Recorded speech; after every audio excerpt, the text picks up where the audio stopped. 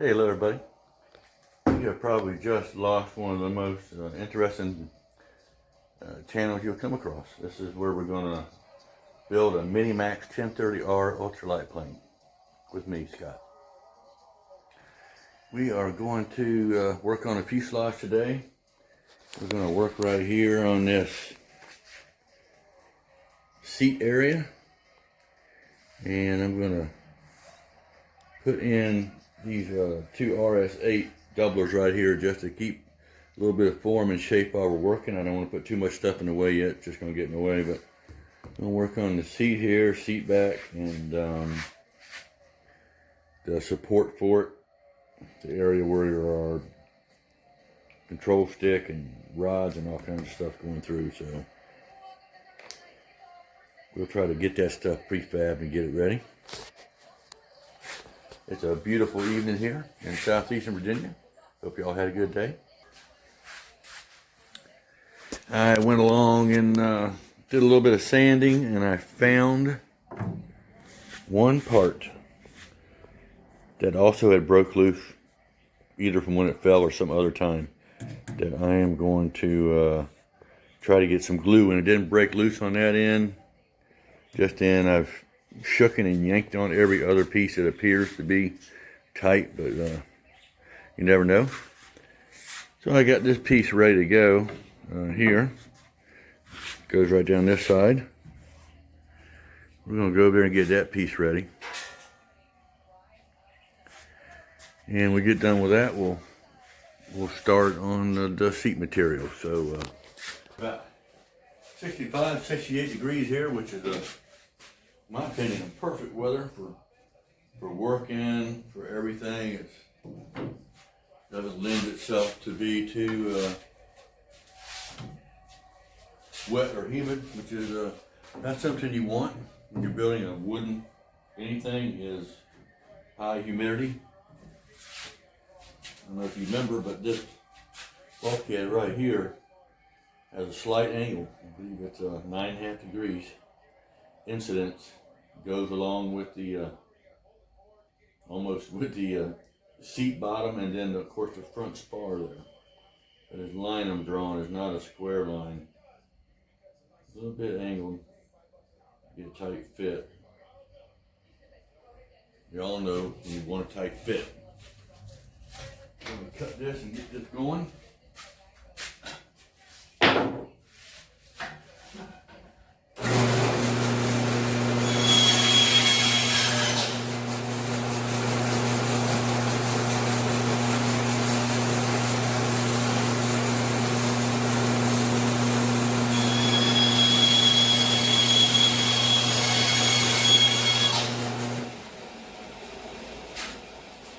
One piece of full length RS8 left.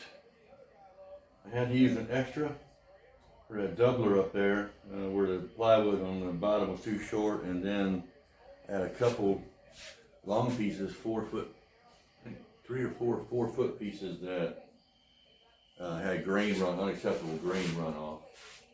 And I'm waiting on them to be replaced from Team Minimax right now. A little bit too much of an angle. I'm going to come back a little bit.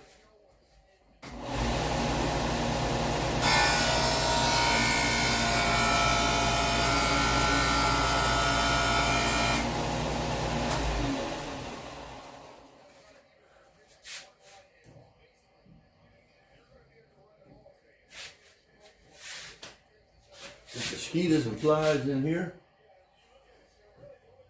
That's a good line pretty much. One more back.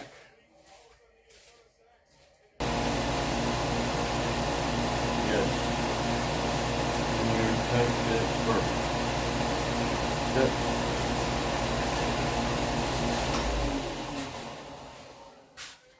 Sponsoring D&S Farms this week. Suffolk's premier hunting location. Also, when possible, we try to just have fun there. As we get older, we Got less and less time for fun, but that is where this plane's gonna be taken off from, the property of DNS Farm. 40-acre field. Got a runway set up on the edge of it. It's about 1,200 foot long with pretty tall timber on each end.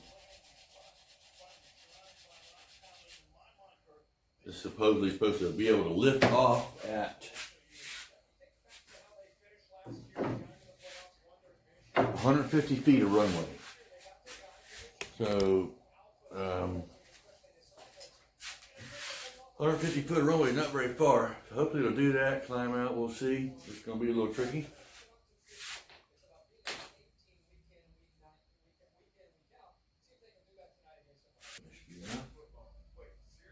Do a little side from now on.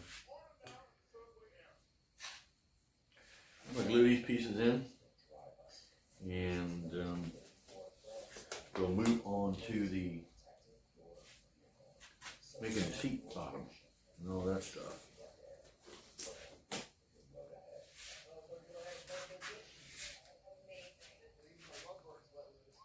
Hope you said a prayer for me on my last episode. I asked y'all to say a prayer for me that I'm not going to find anything else more broken, and even when I start flying this plane, that it's not going to fall apart on me. And of course, it can happen to any plane. Metal, wood, fiberglass, parachute. Stuff can break. You never know.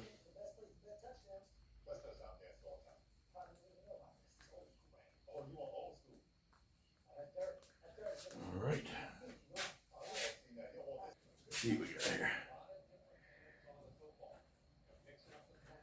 Oh, yes, I found a staple. Found a couple staples. Thought I got them all. I see some in this rear bulkhead. I gotta get it.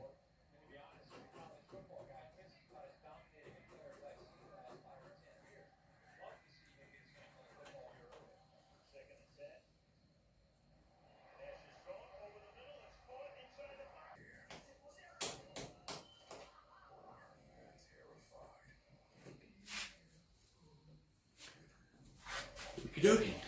Maybe we'll have enough. Let me see now. This is the rear. Usually I mark it, but it's pretty evident. And so I didn't this time. And I am going to have enough glue. Too much, actually.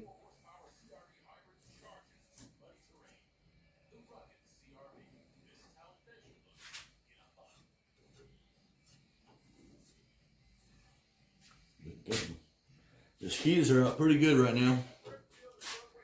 And hopefully I'll be able to keep up my pace of the plane building. Both season for buck starts here. Not too long. And both season for doe's been open for a couple weeks now. I'm hoping to get some hunting in. It's going to be hard to say though.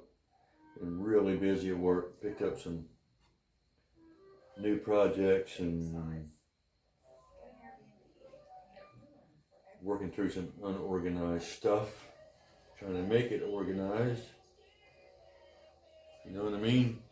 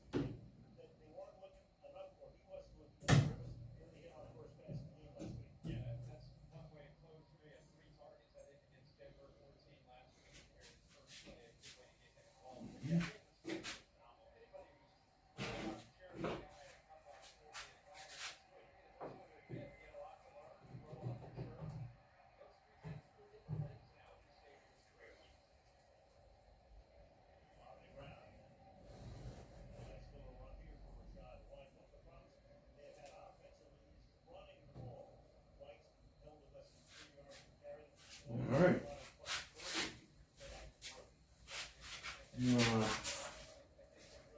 some on this little spot right here.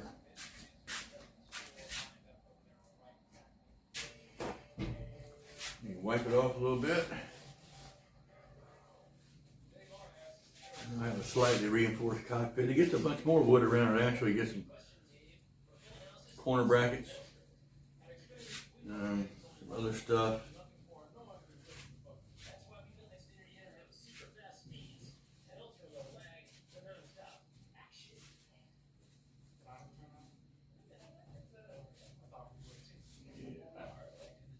There we go. That's what you call a neat operation. A tight fit. Yeah, baby. And I love a tight fit because things just work better that way. Alright, so we're going to let that dry and move on to the next task. I want to give a big shout out to Steely. He has his own channel. Y'all check it out. I think a lot of us got to do it. The Aces High World War II flight simulator game. He makes videos on, pretty realistic and fun. Anyway, he's been helping me out a little bit with figuring out how to edit videos and stuff like that. But the opening picture you see on the screen when you select any of these videos is an image of this Mini Max before it gets the covering on it and a bunch of finished work. And image of the Dirty Devil nose art down in the corner, which is my wife and myself sitting there. And then he actually put a little fez, a Grand Poobah fez up on the vertical stabilizer, a little red one. But I want to thank Steely for that. He does a good job, and I appreciate his help and the creativity. And everybody needs a helping hand sometime, and he's done it. Thank you, Steely. All right, so we're going to get started on taking this board and turning it into this. It's got a bunch of wood on it, cuts, holes, all kinds of stuff. Goes under the seat, supports the seat, but also supports the airline control cables and stuff like that. So pretty tricky. The board here looks like it needs to be 22 inches long, and I got that laid off. And I got a center. So I got to have a radius here. Hole cut right here. This is where the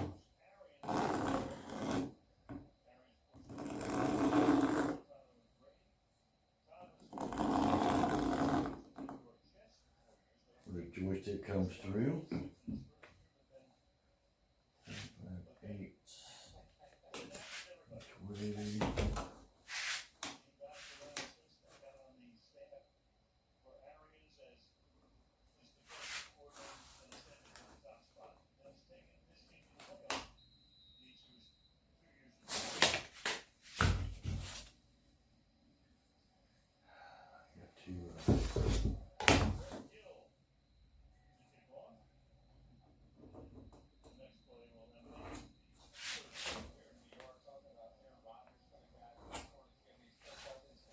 This part of doing the work is pretty interesting. I don't know if you like layout work.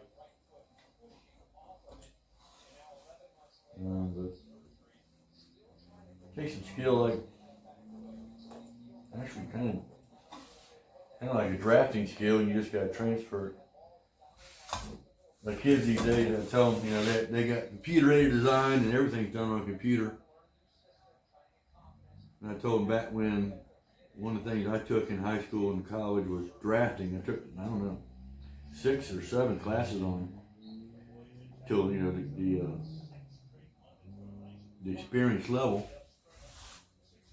the level which, you know, somebody hires you to be a draftsman. Everything is done hand, the lettering and everything, and it just amazes the kids that we were able to do that. I tell you, when one day when the computers quit working and everything shuts down, nobody's going to know how to do a daggone thing. All right, so this slot, inch and a quarter. Let me get my ruler.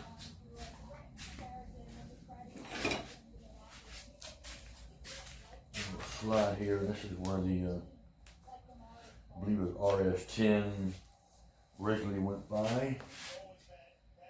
And quarter.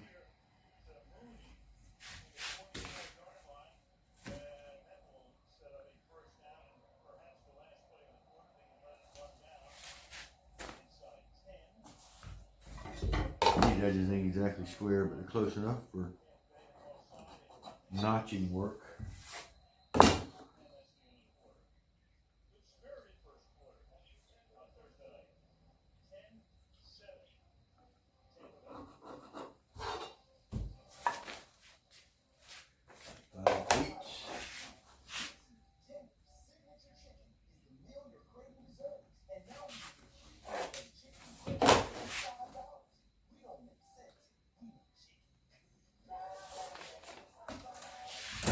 The width was already pre-cut, 6 3/8. It already comes 6 3/8, but it was 24 inches long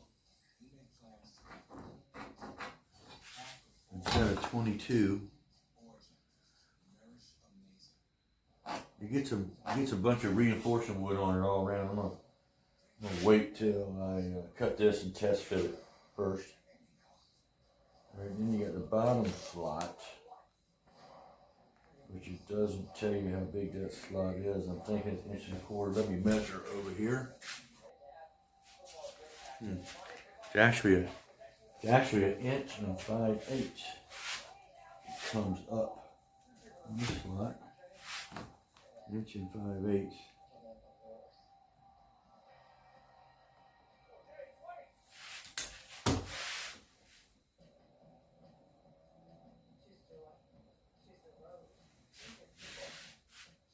And it's 5 inches wide again.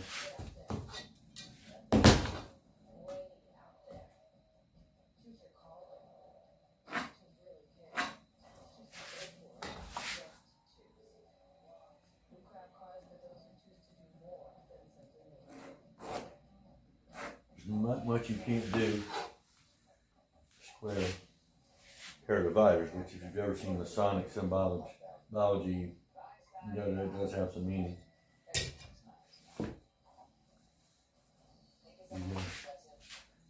Thanks for tuning in. Hope everything's going your way.